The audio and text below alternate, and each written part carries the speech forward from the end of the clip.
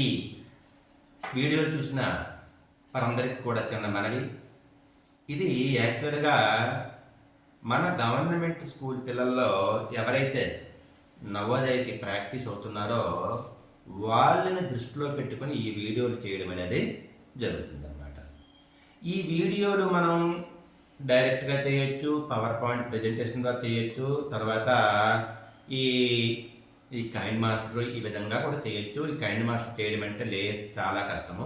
అయినప్పటికీ ఈ వీడియోలు చేసి మనం రెడీగా ఉంచుకుంటే, ఒక స్టాక్ లాగా మనం రెడీగా ఉంచుకుంటే, రేపు నవోదయకి వెళ్ళే పిల్లలకి ఈ వీడియోలు చూపించడం ద్వారా వాళ్ళకి కొంత అవగాహన వస్తుందన్నమాట.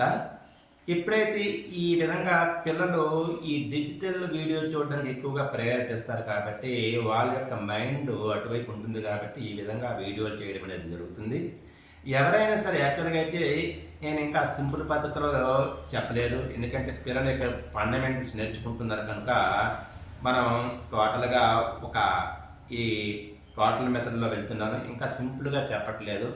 ఎవరైనా సరే ఈ లెక్కని ఈ విధంగా చేయొచ్చు, ఇలా చేస్తే బాగుంటుంది అని ఒక మంచి ఆలోచన ఉంటే నా యొక్క వాట్సాప్ నెంబర్కి మీరు చెప్పండి, లేకపోతే నాకు కాల్ చేసి మెసేజ్ ఈ లెక్కని ఈ విధంగా చెప్పండి అని తెలియజేస్తే ఇంకా చాలా సంతోషము. ఈ విధంగా ఒక వీడియోస్ని ఒక స్టోర్ రూమ్ లాగా ఉంచుకోవడానికి ఈ విధంగా చేస్తున్నా. దయచేసి మీరందరూ కూడాను సలహాలు ఇస్తారని ఆశిస్తూ ఉన్నాను. Thank you.